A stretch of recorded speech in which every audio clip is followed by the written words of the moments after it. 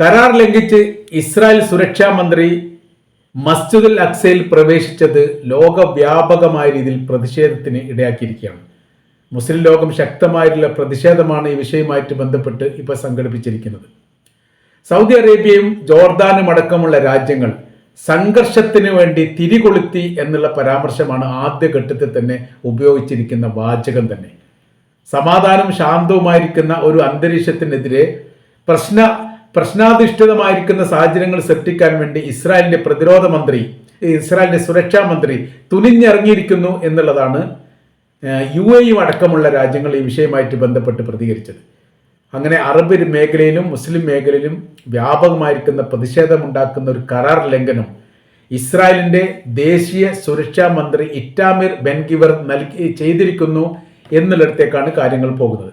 West ബാങ്കിൽ വൻ പ്രക്ഷോഭം ഈ വിഷയവുമായിട്ട് ബന്ധപ്പെട്ട് ഇപ്പോഴും നടക്കുകയാണ്.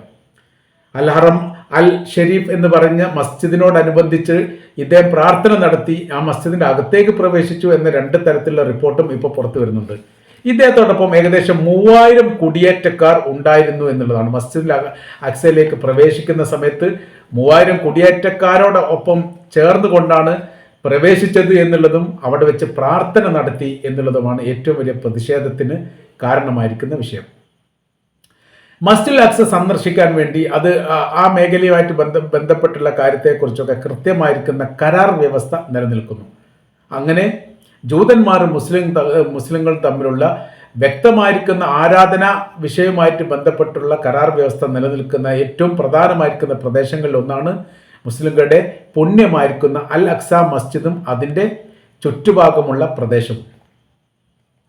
ജോർദാനും പലസ്തീനും സൗദി അറേബ്യയുമാണ് ആദ്യം ഈ പ്രതിഷേധമായിട്ട് മുന്നോട്ട് വന്നത്. അതോടനുബന്ധിച്ച് തന്നെ മറ്റു ലോക രാജ്യങ്ങളും മറ്റ് മുസ്ലിം രാജ്യങ്ങളും ഈ സംഭവത്തെ ക്രൂരമായിരിക്കുന്ന ഒരു പ്രവൃത്തി എന്നുള്ളതും മുസ്ലിം വിശ്വാസത്തിൻ്റെ മേലുള്ള കടന്നുകയറ്റം എന്നുള്ളതുമാണ് അവരൊക്കെ ഈ വിഷയമായിട്ട് ബന്ധപ്പെട്ട് പ്രതികരിച്ചിരിക്കുന്നത്. 967 ശേഷമാണ് 6 ഡേ വാർ, അതിനുശേഷമാണ് മസ്ജിദുൽ അക്സ അടക്കമുള്ള ഈ പ്രദേശവുമായിട്ട് ബന്ധപ്പെട്ട് ഒരു കരാർ വ്യവസ്ഥ ഉണ്ടാക്കുന്നത്. 948 മുതൽ 948 എന്ന് പറഞ്ഞാൽ ഇസ്രായേൽ രാജ്യം സ്വാതന്ത്ര്യമായതിനു ശേഷം 967 വരെ ഈ പ്രദേശം ആകെ ജോർദാന്റെ കൈവശത്തിലായിരുന്നു. യുദ്ധത്തോടനുബന്ധിച്ചാണ് ജോർദാന്റെ കൈവശത്തിലുള്ള പുണ്യമാക്കപ്പെട്ട ഈ ഗേഹവും പ്രദേശവും ഇസ്രായേൽ പിടിച്ചെടുക്കുന്നത്. കരാർ വ്യവസ്ഥ നമുക്ക് നോക്കാം, എങ്ങനെയാണ് കരാർ വ്യവസ്ഥ കാര്യങ്ങൾ എന്നുള്ള കാര്യം. അൽ അക്സ ആൻഡ് കുബ്ബത്തുൽ സഖ്റ, ഡോം ഓഫ് ദി റോക്ക് എന്ന് പറയുന്ന ആ മേഖല ഏകദേശം 35 ഏക്കർ ചുറ്റളവിലാണ് ഈ മൊത്തത്തിലുള്ള ഈ പ്രദേശം കാണുന്നത്. എല്ലാ പ്രദേശവും വിശുദ്ധമായിരിക്കുന്ന ഗേഹത്തിന്റെ ഭാഗമായിട്ട് തന്നെ മുസ്ലിങ്ങൾ വിശ്വസിക്കുന്നു. വിശുദ്ധ ഖുർആൻ ഈ ഭാഗവുമായിട്ട് ബന്ധപ്പെട്ട് പരാമർശങ്ങൾ നടത്തുകയും ചെയ്തിട്ടുണ്ട്. എന്താണത് കരാർ വ്യവസ്ഥ? അതിൽ പ്രധാനപ്പെട്ടതൊന്ന്, മുസ്ലിങ്ങൾക്ക് മാത്രം പ്രാർത്ഥിക്കാൻ അനുമതി നൽകുന്ന അല്ലെങ്കിൽ പ്രാർത്ഥിക്കാൻ പാടുള്ളൂ എന്നുള്ളതാണ് അതിൽ ഏറ്റവും പ്രധാനമായിരിക്കുന്ന വിഷയം. അതിൻ്റെ അകത്ത്, അതായത് മസ്ജിദുൽ അക്സയുടെ അകത്ത് പ്രവാചകൻ മൂസ നബിയുടെ അദ്ദേഹം പ്രസംഗിച്ചിരിക്കുന്ന മിഹ്റാബ് അടക്കമുള്ള വിശുദ്ധമാക്കപ്പെട്ട മിഹ്റാബ് അടക്കമുള്ളത് ഉണ്ട് എന്നാണ് വിശ്വാസം. ഭരണാധികാരം ഇസ്രായേലിനാണെങ്കിലും മേഖലയുടെ നിയന്ത്രണം ജോർദാനിലെ വഖഫ് കൗൺസിലിനാണ്. ആ പ്രദേശം പിടിച്ചെടുത്തതോടുകൂടി അതിൻ്റെ അധികാര കാര്യങ്ങൾ, അതായത് നിയന്ത്രണം, സൈനികപരമായിരിക്കുന്ന ഇടപെടലും കാര്യങ്ങളൊക്കെ ഇസ്രായേലിന്റെ കൈവശത്തിലാണ്. ആ ഒരു 1967 യുദ്ധത്തോടനുബന്ധിച്ചാണ് അത് പിടിച്ചെടുക്കപ്പെട്ടത്. പിന്നീട് ഈ മേഖല, ഈ പറയപ്പെട്ട മേഖലയുടെ നിയന്ത്രണം എന്ന് പറയുന്ന സമയത്ത് അതിൻ്റെ നോക്കി നടത്തിപ്പുമായി ബന്ധപ്പെട്ട കാര്യങ്ങളൊക്കെ ജോർദാന്റെ വഖഫ് കൗൺസിലിനാണ് ഉള്ളത്. പ്രവേശനം മറ്റു മതസ്ഥർക്കാവാം, അങ്ങനെ ഒരു കരാർ വ്യവസ്ഥ അതിൽ പറയുന്നുണ്ട്. ഈ മേഖലയുടെ പുറം ഭാഗങ്ങളിലേക്കൊക്കെ പ്രവേശനം മറ്റ് മതസ്ഥർക്കാവാമെങ്കിലും പ്രാർത്ഥന മുസ്ലിങ്ങൾക്ക് മാത്രമാണ്. മറ്റൊരു മതവിശ്വാസികൾക്ക് അവരുടെ പ്രാർത്ഥന ചെയ്യാൻ വേണ്ടി പാടില്ല. പറയുന്ന സമയത്ത് ഈ പ്രദേശത്തിന്റെ പ്രധാനമായിരിക്കുന്ന ഭാഗങ്ങളെല്ലാം 3 മതവിശ്വാസികൾക്കും ഏറ്റവും പ്രധാനമായിരിക്കുന്ന മേഖലയാണ്, ആരാധ്യ ദേശമായിട്ടാണ് കാണുന്നത് ജൂതർക്കും മുസ്ലിങ്ങൾക്കും ക്രിസ്ത്യാനികൾക്കും. എന്നാൽ കരാർ വ്യവസ്ഥ പ്രകാരം ഈ മേഖലയിലേക്ക് അവർക്ക് പ്രവേശിക്കാം എന്നല്ലാതെ പ്രാർത്ഥിക്കാൻ വേണ്ടി പാടില്ല. അപ്പോൾ ഈ കരാറാണ് ഏറ്റവും പ്രധാനമായിരിക്കുന്ന കാര്യങ്ങൾ. പിന്നെ അതിനോടനുബന്ധിച്ച് കുറച്ച് ഉപകരാറുകളും കാര്യങ്ങളൊക്കെ ഉണ്ട്. ഈ കരാറാണ് ഇറ്റാമിൻ വെങ്കർ ഇപ്പം ലംഘിച്ചിരിക്കുന്നത്. അറബ് ലോകവും ഇസ്രായേലും തമ്മിലുള്ള സംഘർഷം ഒഴിവാക്കാൻ ലഘൂകരിക്കപ്പെട്ട കരാർ വ്യവസ്ഥയാണ് 1967 ശേഷം നടപ്പിലാക്കിയത്. അത് UN സഭയുടെ നേതൃത്വത്തിലാണ് എന്ന് പറയുന്നു. എന്നാൽ പ്രതിനിധികൾ മാത്രമേ ഉണ്ടായിട്ടുള്ള ഒരു അന്തർദേശീയ ഒരു കരാർ വ്യവസ്ഥയൊന്നുമല്ല. ജോർദാനും ഇസ്രായേലും തമ്മിലുള്ള നേർക്കുനേരെയുള്ള ഒരു കരാർ വ്യവസ്ഥയാണ് എന്നും പറയുന്നു. ഏതായിരുന്നാലും ഈ കരാർ വ്യവസ്ഥ പരസ്പരം അങ്ങോട്ടും ഇങ്ങോട്ടും പാലിക്കപ്പെട്ടതാണ്. അൽ അക്സ എന്ന് പറഞ്ഞാൽ ഏറ്റവും വിശുദ്ധമായിരിക്കും, മുസ്ലിങ്ങളെ സംബന്ധിച്ചിടത്തോളം ഏറ്റവും വിശുദ്ധമായിരിക്കും നഗരപ്രദേശങ്ങളിൽ ഒന്നാണ്, പുണ്യമാക്കപ്പെട്ട ഗേഹമാണ് അൽ അക്സ. അർത്ഥം അത്യന്തം ദൂരെയുള്ളത് എന്നാണ് ഇതിൻ്റെ വിവക്ഷ കാണുന്നത്. അപ്പോൾ ഇപ്പോഴത്തെ അവസ്ഥ, ഇപ്പോഴത്തെ സാഹചര്യങ്ങൾ എന്ന് പറഞ്ഞാൽ ഈ 3000 കുടിയേറ്റക്കാരുമായി അൽ അക്സ മസ്ജിദിലേക്ക് ഇസ്രായേലിന്റെ ദേശീയ സുരക്ഷാ മന്ത്രി ഇറ്റാമിർ ബെൻഗിർ ഇടിച്ചു കയറുന്നു. അവിടെ വെച്ച് അവരുടെ ദുഃഖാചരണവുമായിട്ട് ബന്ധപ്പെട്ട് ദിനവുമായിട്ട് ബന്ധപ്പെട്ട് അവിടെ പ്രാർത്ഥന നടത്തുന്നു. പ്രാർത്ഥനയ്ക്ക് ശേഷം അവർ ഗസയുമായിട്ട് ബന്ധപ്പെട്ട പരാമർശങ്ങൾ നടത്തുന്നു. അതാണ് ഏറ്റവും വലിയ വിഷയമാകുന്നത്.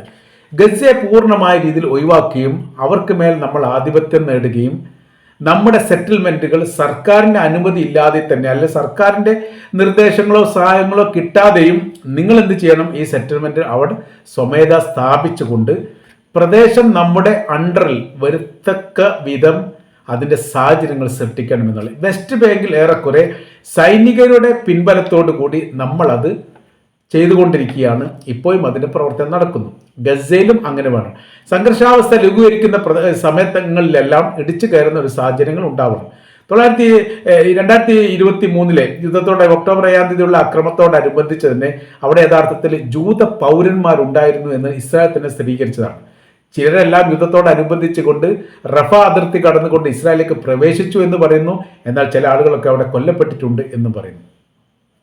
600ഓളം ക്രിസ്ത്യൻ പൗരന്മാർ അവിടെ റെക്കോർഡ് പ്രകാരം ഉണ്ട് എന്നാണ് കണക്കാക്കിയത്.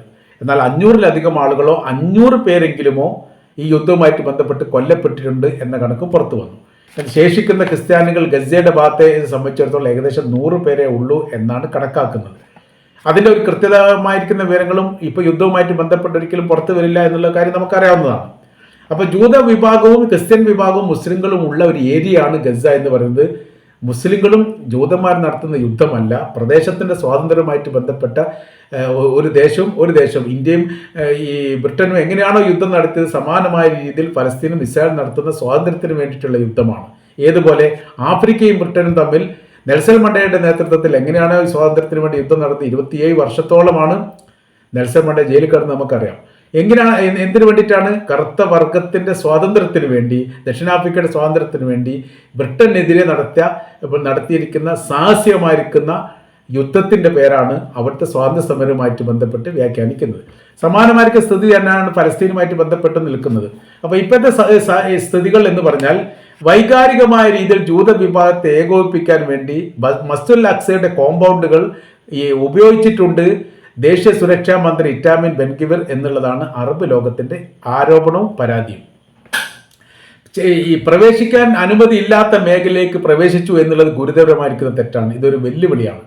അതിന് സംഘർഷത്തിന് തിരികൊളുത്തി എന്നുള്ള പരാമർശമാണ് അറബ് രാജ്യങ്ങളൊക്കെ ഈ വിഷയമായിട്ട് ബന്ധപ്പെട്ട് ഉയർത്തിയിരിക്കുന്നത്. അത് ലഘൂകരിച്ചുകൊണ്ടോ നിസ്സാരവൽക്കരിച്ചുകൊണ്ടോ കാണാൻ വേണ്ടി സാധിക്കുകയില്ല.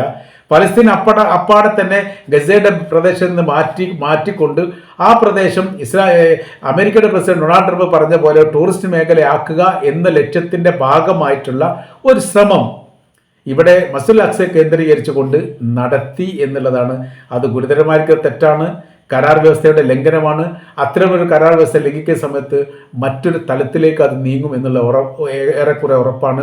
1967 അറബ് ജോർദാനും തമ്മിലുണ്ടാക്കിയിരുന്ന കരാർ വ്യവസ്ഥയുടെ കടുത്ത ലംഘനമാണ് എന്നുള്ളത് ജോർദാന്റെ പ്രസിഡന്റ് തന്നെ ഇപ്പോൾ ആരോപിക്കുകയും ചെയ്തു. അതോടുകൂടി ഇപ്പോൾ മറ്റൊരു തലത്തിലേക്ക് ഈ വിഷയവുമായിട്ട് ബന്ധപ്പെട്ട കാര്യങ്ങൾ എത്തിയിരിക്കുന്നു എന്നുള്ളതാണ്. ഗസയുമായിട്ട് ബന്ധപ്പെട്ട വിഷയത്തെ പരാമർശിച്ചു കൊണ്ടുള്ള ഈ ദേശീയ സുരക്ഷാ മന്ത്രിയുടെ ഇറ്റാമിർ ബെൻഗിറിന്റെ പ്രസ്താവനയാണ് ഏറ്റവും കൂടുതൽ തീവ്രത മുറ്റിയിരിക്കുന്ന പ്രസ്താവന എന്ന തരത്തിലും അതോടൊപ്പം തന്നെ ജൂത വിഭാഗങ്ങൾ വല്ലാത്ത രീതിയിൽ ഈ കോമ്പൗണ്ടിൽ വെച്ച് ഡാൻസ് ചെയ്തുകൊണ്ട് ആഘോഷിച്ചിരിക്കുന്നു എന്നുള്ളതൊക്കെ വലിയ വിമർശനത്തിന് വിധേയമായിരിക്കുന്ന കാര്യമാണ്. ഏറ്റവും ആദരിക്കുകയും ബഹുമാനിക്കുകയും ചെയ്യുന്ന പ്രദേശത്ത്, ആരാധനാ കേന്ദ്രത്തിന് മാത്രം ഉപയോഗിക്കേണ്ട ഭൂപ്രദേശത്ത് വെച്ചിട്ടാണ് യഥാർത്ഥത്തിൽ ജൂത വിഭാഗം, ജൂത സയനിസ്റ്റ് വിഭാഗം അവിടെ ഡാൻസ് ചെയ്ത് ആഘോഷിച്ചത്. ഇത് അംഗീകരിക്കാൻ പറ്റില്ല എന്ന് മാത്രമല്ല, കരാർ വ്യവസ്ഥയ്ക്ക് ലംഘനമാണ്. ആരാധനാ മേഖലയാണ് അവിടെ ഇത്തരം ആഘോഷ പരിപാടികളൊക്കെ കരാർ വ്യവസ്ഥയുടെ കടുത്ത ലംഘനമാണ്. ഇത് തീർച്ചയായിട്ടും ഇസ്രായേൽ മറുപടി പറയേണ്ടി വരും എന്നുള്ള അഭിപ്രായമാണ് യഥാർത്ഥത്തിൽ ജോർദാനും സൗദി അറേബ്യയും ആദ്യഘട്ടത്തിൽ തന്നെ പ്രകടിപ്പിച്ചത്.